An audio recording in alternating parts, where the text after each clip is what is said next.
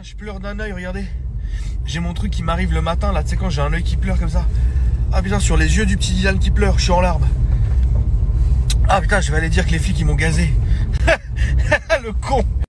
Alors évidemment, ça vous a excité, vous me demandez si je me suis déjà fait gazer à la lacrymogène dans ma vie. Alors la réponse est évidemment oui. Ça m'est arrivé de mémoire 5 fois. Et je vais vous les raconter parce que c'est très con. La première, toute première fois que je me suis gazé, je devais avoir 14 ans. On avait réussi à acheter une gazeuse et avec des potes à moi, on s'était auto-gazé. Genre... Deuxième fois, j'avais eu une embrouille avec un mec qui avait balayé ma meuf de l'époque. C'est insolent de faire ça déjà. Et j'étais allé en bas de chez lui et il habitait, tu sais, au rez-de-chaussée. Et moi, j'avais fait une vraie technique d'enculé. Ça veut dire que j'avais toqué au volet et j'avais fait « Ouvrez, police !» Et il avait ouvert les volets de sa chambre. J'avais vidé la gazeuse sur sa gueule. Après, je me suis barré en courant, frérot. Et les flics sont venus m'arrêter à la sortie de l'école le lendemain. La troisième fois, c'était dans un cadre assez différent parce que moi, ceux qui savent, j'ai fait beaucoup de tirs dans ma vie, du tir sportif. Et il y a un moment, j'ai eu la chance d'aller sur une base, ceux qui vont connaître, c'est la base Mon Désir. Donc vous savez très bien qui c'est qui s'entraîne là-bas. Et j'avais pu, avec quelqu'un, un instructeur, aller là-bas pour faire du tir. Mais vraiment, tu sais, du tir en progression, etc. Et l'instructeur avait eu la bonne idée, frérot, à un moment donné, de dégoupiller une grenade lacrymogène et de la jeter en pleine gueule. Alors que nous, on était retranchés, frérot. C'était une espèce de simulation, tu vois. Et on était retranchés dans une espèce de pièce qui faisait genre 4 mètres carrés. Et là, ça a été atroce. Mais c'était atroce ce jour-là. Après, je me suis fait gazer par une copine à moi, mais sans faire exprès. En fait, on était dans la voiture, on roulait et elle a fouiné comme ça dans la boîte à gants. Et elle a trouvé une petite gazeuse, tu vois. Et je sais pas comment elle a pas percuté. Peut-être que, je sais pas, peut-être que, tu sais, elle avait plus tout son bois à l'abri. Elle a fait « C'est quoi ce parfum ?» Elle avait gazé toute la bagnole. Donc ça, c'était incroyable. Après celle-là, je pense que c'est l'histoire la plus bête qui m'est arrivée. J'avais un pote à moi qui avait une embrouille avec un mec devant le VIP Room, là, rue de Rivoli. Et en fait, le mec courait, moi je courais derrière le mec et mon pote courait derrière moi. Le mec courait devant moi je gazais le mec qui courait devant moi. Donc moi je me prenais ma propre gazeuse et mon pote en même temps je le gazais. C'était incroyable, autant dire que frérot, on a arrêté la poursuite très vite. Celle-là, c'est l'avant-dernière fois où je me suis fait gazer. Elle est atroce cette histoire. C'est la fois où vraiment, je crois que j'ai vraiment le plus souffert et c'était horrible. Et il y en a vraiment beaucoup qui vont vraiment réagir à cette story. Mais qu'est-ce que tu veux que je te dise? J'avais un T-Max. C'était en 2014, 15, un truc comme ça. Et je faisais des tours de pâté de chez moi. Parce que je venais d'enlever la chicane de l'échappement à Krapovic. Et donc du coup, bah, je voulais essayer, tu vois. Et vraiment, genre j'ai fait peut-être 5-6 tours de chez moi, mais à fond, tu vois. Et en fait, là où j'habitais avant, il y avait l'ambassade de Grèce qui était juste derrière, collée à chez moi.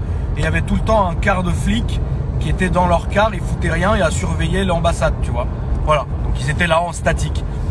Et à la 7e fois, je pense qu'ils en ont eu plein le fion que je passe sans arrêt, tu vois.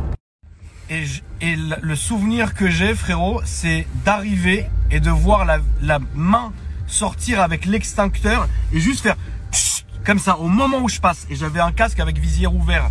C'était un casque à rail, tu sais, avec la visière qui était relevée, quoi. Et j'ai senti le jet avec le vent de la gazeuse fouetter mes yeux. Eh frère, la tête de ma mère, je voyais plus rien, je respirais plus, j'ai jeté le T-Max. Je suis allé chez moi parce que j'étais à l'angle de chez moi, je suis rentré chez moi. Et j'ai fait un truc qu'il faut pas faire, c'est que j'ai ouvert l'arrosoir, l'arrosoir là, le tuyau d'eau. Je me suis rincé la gueule, ça n'a pas marché. C'était pire encore. Je sais qu'il faut pas faire ça. Le coca, alors c'est une légende, ça m'a encore plus fait du mal. Parce qu'il y a des gens qui disent qu'il faut se mettre du coca dans les yeux. Ça m'a fait plus du mal. La seule chose qui m'a calmé, c'était du lait. Eh frère, j'ai pris un... Et là frérot, pendant peut-être 2 heures, j'étais assis dans ma cour. Donc ça allait mieux, tu vois, parce qu'à un moment donné, ça part, tu vois. J'avais les yeux comme ça, frérot. Comme un lapin qui a la toxonucléose, frérot. Et là, j'ai commencé à me dire, mais attends, ils m'ont vraiment gazé gratuitement. Et là, j'ai pété le seum. Et là, tu sais, genre, j'ai eu ce sentiment, tu sais, de m'être fait hagar, tu vois, mais pour rien, tu vois. Et là, j'ai fait, ouais, mais ça va pas se passer comme ça. Je sors de chez moi, les yeux comme as. Mon scooter, personne ne l'avait touché. Hein. Il était au bout de la rue, comme ça, couché, hein, à l'angle de chez moi, couché. Et je voyais, ils étaient dans leur car comme ça, au bout, tu vois. Et tu sais, moi, j'ai quand même des amis à moi, vraiment, des vrais amis à moi qui sont flics, tu vois. Mais pas, tu sais, flics très haut placés, tu sais, très fatigants, tu vois. Donc je me suis dit, qu'est-ce que je fais? Je me suis dit, est-ce que je vais les voir? Et je leur dis, mais pourquoi vous m'avez gazé? Est-ce que j'appelle leur patron directement parce que j'ai reconnu quelle unité c'était? Et là, frérot, tu sais, il se serait fait défoncer. Ou est-ce que, tu sais, je fais rien et je rentre, tu sais, je prends mon scooter et... Non, j'ai dit, je vais quand même aller les voir. Je vais les voir comme ça et je toque à leur truc et je leur dis, mais excusez-moi, messieurs, mais pourquoi vous m'avez gazé? Bon, on vous a pas gazé. J'ai fait si. J'ai vu là un truc, machin, regardez, moi j'habite là, il y a des caméras partout, on va voir. Ça, si vraiment je veux la pousser, je vais voir qui m'a gazé, tu vois. Ah ouais, non, tout à l'heure, c'était vous en scooter, putain, on est désolé. Oh, il y avait des petits jeunes dans la rue, on a dû gazer la rue. Pas à moi, frérot. Et au final, on a parlé pendant... Et à la fin, il y en a un qui m'a dit, bon, vas-y, c'est vrai, t'as l'air cool, on est désolé, on t'a gazé comme ça parce que tu nous cassais les couilles, on pensait que c'était contre... En fait, ils pensaient que c'était contre eux, tu vois. Que genre, je passais en les provoquant 7 fois en T-Max qui hurlaient, tu vois, alors que je m'en battais les couilles de leur vie, tu vois. Juste, j'essayais mon scooter autour de chez moi. J'ai le droit, frérot, j'ai le droit d'essayer mon scooter en bas de chez moi, frérot. Tellement je paye d'impôts, j'ai le droit, frère. Et bon, finalement, on s'est serré la main, mais j'en garde un mauvais souvenir. Et je suis rentré à la maison... Et ça m'a bien saoulé parce que ça m'a bien fait mal ce jour-là, tu vois. La dernière fois où je me suis fait gazer, bon ça c'était pas de ma faute, tu vois, mais c'était pendant une manif des Gilets jaunes et en fait chaque manif des Gilets jaunes, elle se finissait littéralement en bas de chez moi. C'est-à-dire que en gros à chaque fois qu'à la fin il y avait des affrontements avec les flics, c'était en bas de chez moi, tu vois. Même vous vous rappelez quand une fois un CRS, il a pris le rétro de ma voiture, pour vous rappeler de cette story. Faut que je vous la retrouve, je vais essayer de vous la retrouver. Et enfin, il a tapé dans le rétro sans faire exprès parce qu'il coursait quelqu'un.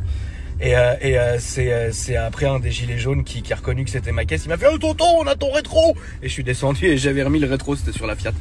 Et bah rien frérot, en fait, il balançait de la lacrymogène et c'était en dessous de mes fenêtres, donc l'odeur est montée. Et moi, je faisais ma sieste, frérot. Et genre, je suis sorti, je te réveillé. Oh, qu'est-ce que j'ai?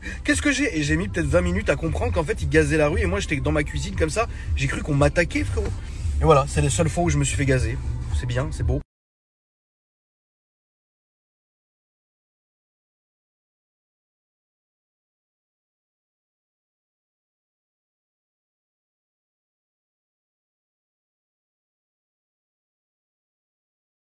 La famille pour le concours AKR, beaucoup d'entre vous m'ont demandé si il me restait des porte-clés. Donc ils sont comme ça. La vérité, c'est qu'il m'en reste vraiment pas beaucoup. On en a recommandé, on va en recevoir encore. Et évidemment, ces porte-clés-là, comme les stickers, comme les t-shirts, comme tout ce qu'il y a sur mon site, ça va vous permettre de participer à mon concours. Donc voilà, je vous rappelle que le 2 décembre, pardon, je serai à Lyon pour aller récupérer votre voiture du concours, donc l'Honda Civic Type R. GT, frérot. Attends, je teste la qualité de mes produits. Je peux mourir, t'imagines, il se déchire en live. Et voilà, donc du coup, les porte-clés, vous en faites pas, on va en recevoir. Et il y a évidemment tous les stickers, les nouveaux stickers d'ailleurs, les t-shirts, tout ce qu'il faut. Donc n'hésitez pas à aller sur mon site aujourd'hui, c'est la dernière ligne droite avant les résultats du concours. Voilà. Miguel, ça va frérot? Les jantes, ça avance bien? Très bien.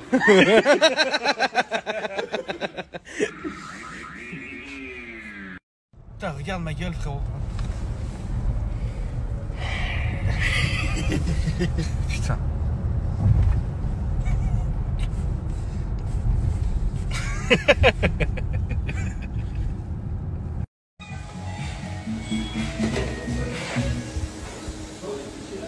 Victor, frérot, juste parce que je sais que tu reçois beaucoup de monde qui te demande la recette pour les jantes en arc-en-ciel.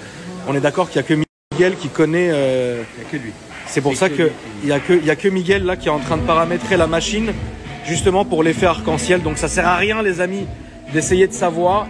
C'est son secret, il le dira pas. Il le dira pas. Il le dira.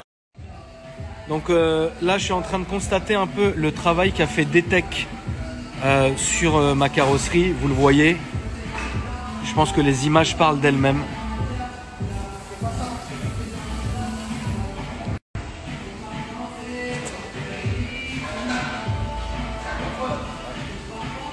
Franchement Kevin, là t'as assuré, c'est franchement bravo Kevin, là c'est un truc de ouf. Là le travail qui est fait sur la voiture, il est parfait. Bravo Kevin frérot. Kevin frérot, le sang de la veine.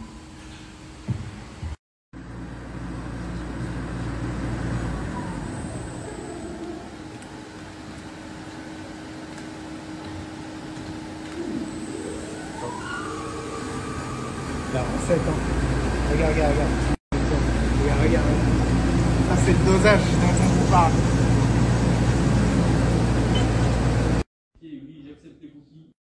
Purée, là, en rentrant à la maison, j'ai vu un accident avec un motard, tu vois. Il y avait un camion de pompiers, un camion du SAMU, donc ça c'est relou quand c'est comme ça. Et ils avaient mis la bâche pour pas que les gens voient, tu vois. Parce qu'il y a des bâtards, au lieu de passer leur chemin, et ils s'arrêtent et ils regardent comme si tu regardais un... Je sais pas, on n'est pas au zoo, frère. Et ça m'a toujours dégoûté. Tu sais, les gens, ils regardent comme ça. Arrête, frère, respecte les gens. Et du coup, je vous le dis, hein, encore une fois, vous n'êtes pas des bébés, tu vois. Mais genre, vraiment, faites attention, surtout en moto. Vous savez conduire, c'est toujours la faute des autres. Faites vraiment attention, la famille, ça m'a refroidi. Et encore, moi, je suis pas motard, tu vois. Mais voilà, c'est vraiment, faites gaffe. Et je sais que la moto, c'est un kiff, tu vois. Mais faites vraiment attention parce que ça peut arriver à n'importe quel moment, donc vraiment faites gaffe. Les amis, on est parti. Regardez la gueule de mes câbles, frérot, on dirait EDF qui a fait mon branchement. Mais bon, le tout c'est que ça fonctionne et que ça fasse le boulot, pas vrai la famille.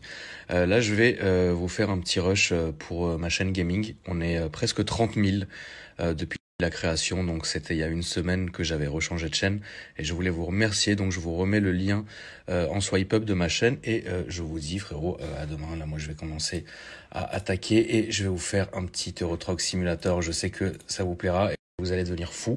Donc voilà la famille, je vous souhaite une bonne soirée et je vous dis à demain de manière très sereine. Putain, mon bureau il est dégueulasse, mais qu'est-ce que c'est beau. Tu vois, enfin bref, vous verrez ce que j'ai fait à un moment donné par énervement avec ça, vous verrez bien.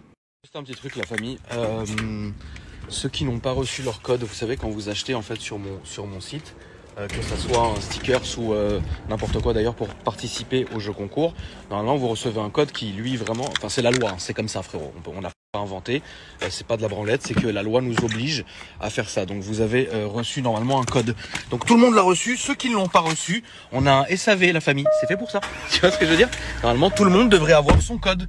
Donc ne vous en faites pas si vous ne recevez pas votre code, vous envoyez un mail au SAV, il y a 3 jours de réponse parce que vous êtes très nombreux. Mais pour les 5 ou ça peut arriver frérot qui n'ont pas reçu leur code, c'est fait pour ça, donc vous en faites pas, quoi qu'il arrive vous l'aurez. On est obligé de vous le donner, vous l'aurez. Donc voilà, qu'est-ce que je fais? Je sais même pas, qu'est-ce que je dois faire là? Pourquoi je suis là en fait dans la voiture? Ah oui, chercher la bouffe. Je suis bête. Wesh la tête frérot. Donc nouveauté du jour frérot chez Range Rover, petit voyant airbag qui vient d'apparaître, on sait pas pourquoi, voilà. Il n'y a aucune raison pour que le voyant airbag arrive. Donc du coup, je sais pas encore pourquoi c'est. Mais Range Rover, c'est très bien. Mais parfois, électroniquement, ça peut être très compliqué à gérer. Ah, j'aime pas quand on me suit comme ça. Mais laissez-moi, frère. Laissez-moi, frère. D'ailleurs, en parlant d'électronique du Range Rover, en 2012, je crois, quand le Vogue, le même lift hein, que ce que j'ai aujourd'hui, est sorti, j'ai été l'un des premiers livrés en France. Et quand j'ai reçu la voiture, je n'avais pas le droit de l'utiliser parce qu'elle était déplaquée encore. Ça se fait pas, mais ça s'est fait à ce moment-là. Ne me demandez pas pourquoi. Mais j'ai tellement insisté pour avoir ma voiture que le transporteur me l'a déposée devant chez moi. Elle avait encore les papiers, elle avait aucune plaque d'immatriculation. Et donc la concession m'avait dit surtout tu sors pas avec ta voiture parce que t'as pas de plaque. On n'a pas encore fait la carte grise, il n'y a rien du tout. Ouais, 2 heures après, frérot, en pleine nuit, il neigeait grave, je suis sorti. Je crois que c'était en 2013 ou 2012, je sais plus. Un hiver à Paris où il a énormément neigé. Et je suis sorti avec la voiture. Je vais vous raconter. À l'époque, je m'étais fait, tu sais, pour faire mes photos sur Insta, j'avais fait des plaques autocollantes, enfin pas autocollantes, mais derrière avec du double face. Et c'était écrit Akram 1 sur les plaques. Et je me suis dit, tu sais quoi, en vrai de vrai, un Range Rover tout noir comme ça avec les plaques Akram 1, jamais je me ferai contrôler. Ils vont se dire, c'est le fils du roi d'Arabie Saoudite, jamais ils vont me casser les couilles. Donc moi, évidemment, qu'est-ce que je fais tout de suite? Je colle les plaques sur le Range et je sors avec. Et c'est un V8 supercharge, magnifique, noir avec l'intérieur blanc. Et autobiographie, donc comme celui-ci que je tente de garer depuis tout à l'heure. Et figurez-vous que la voiture, elle avait genre 11 km, un truc comme ça. J'ai pris un virage sur la neige, un Range Rover. Ça va un peu ensemble. La voiture s'est coupée et ils ont mis une semaine à trouver le défaut dans le calculateur et voilà. Donc pour vous lire, mais je trouve que Range Rover, notamment les Vogue moi j'appelle ça le Vogue. C'est vrai que les puristes fous de Range Rover, ouais, c'est le PHP 08, c'est le P0708. Moi je m'en fous, j'appelle ça un Range Rover Vogue parce que c'est beau à l'écoute. Vogue, tu sais, ça me fait rappeler la chanson de Madonna.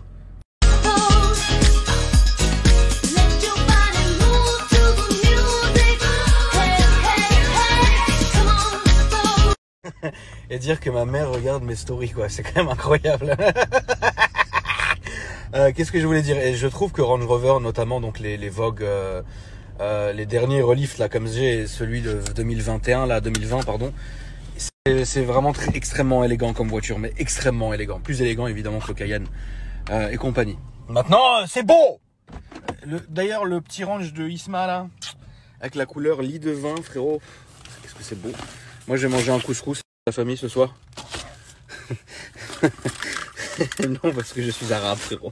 Mais voilà. En tout cas, je vous embrasse. Passez une bonne soirée. Et faites attention à vous, frérot. Et on repart pour demain. Ça va être beau. Avec ce beau voyant airbag, frérot. Je vais devoir l'amener encore chez Mario. Et ça va être beau.